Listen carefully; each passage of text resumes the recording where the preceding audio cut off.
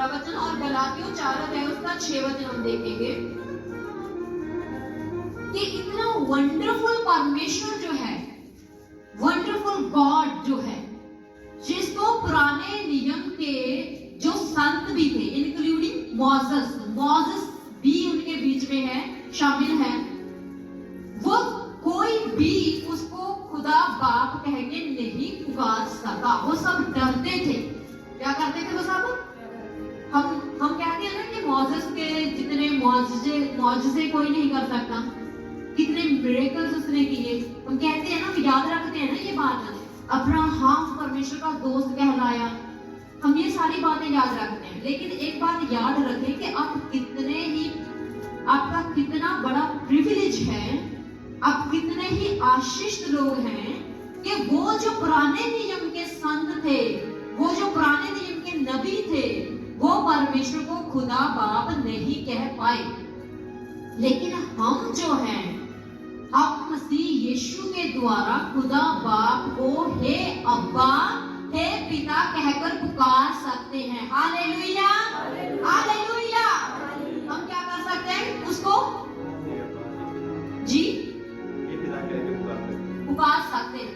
वो पुकार सकते थे? नहीं, वो नहीं पुकार सकते थे। यहाँ पे अपना और उनका कंपैरिजन करें।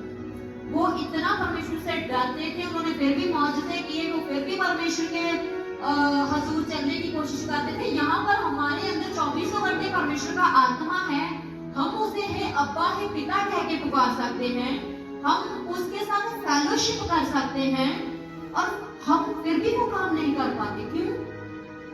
रिजल्ट, जैसे मैंने पहले क्वेश्चन किया, वो रिजल्ट बता। वो तो फिर भी डर के मारे करते थे। हमें इतना परमेश्वर ने छूट दे दी है और हम उतने ही ढीठ हो गए। Sorry to say that.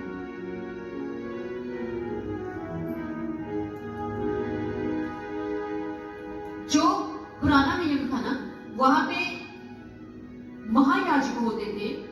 महायाजक जो थे, वो महायाजक जो था, वो होली ऑफ होली प्लेस में जिसने परम पवित्र स्थान में साल में एक ही बार जाता था।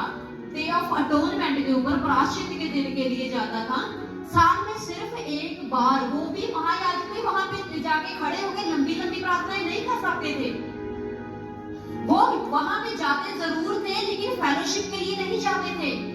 गौर करें इस बात के ऊपर। वो जाते थे उस पर्दे के पीछे, होली प्लेस के अंदर, जो परम पवित्र स्थान था, जो अति पवित्र स्थान था, उसके अंदर जाता था महायाजक, पुराने नियम का महायाजक। उसके अंदर जाता था और क्या करता था? सिर्फ खून अपने पाप के लिए छिड़कता था, दूसरों के पाप के लिए छिड़कता था और बाहर आ जाता था।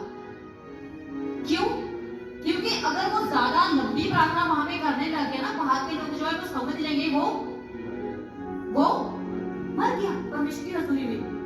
अगर कोई परमेश्वर की हजूरी में इतनी देर लगाता था, तो वो बाहर के लोग समझ लेते थे वो मर गया परमेश्वर की हजूरी में। सोचे हमारा रिश्ता, हम कितनी लंबी दुआएं कर सकते हैं। हम जब चाहे परमेश्वर की हजूरी में जा सकते हैं, हम जब चाहे अपने परमेश्वर के पास हमारी पहुंच हो सकती है।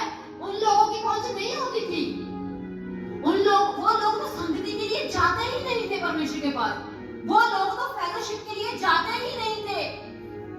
इसीलिए वो ना खुद सिद्ध थे और ना दूसरों को जिनके बिहाफ पे वो खून छिड़कते थे, ना वो सिद्ध थे। हालेलुया। इस बात के ऊपर गौर करें। हम क्यों नहीं इस बात के ऊपर रोते कि प्रभु आपने मेरे लिए कितना बड़ा रास्ता खोल दिया है कि जब चाहूं मैं परमेश्वर के साथ संगति कर सकता हूं, जब चाहूं मैं परमेश्वर की हजूरी में जा सकता हूं, जब चाहूं मेरी पहुंच उस तक हो सकती है। यहाँ पे बड़े बड़े पास्टर्स हैं, उनको भी अपॉइंटमेंट लेकर मिलना पड़ता है, पास्टर।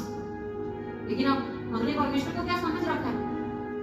ज्यादातर हम परमेश्वर को कुछ समझते नहीं है, या फिर हम समझते हैं कि भाई उस तक तो कोई पहुंच नहीं सकता।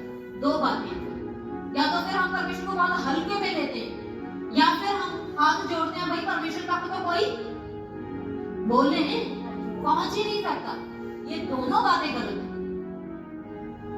ये आपकी गलती है कि आप परमेश्वर को हल्के में लेते हैं, ये आपकी गलती है कि आप सोचते हैं कि परमेश्वर तक कोई पहुंच नहीं सकता।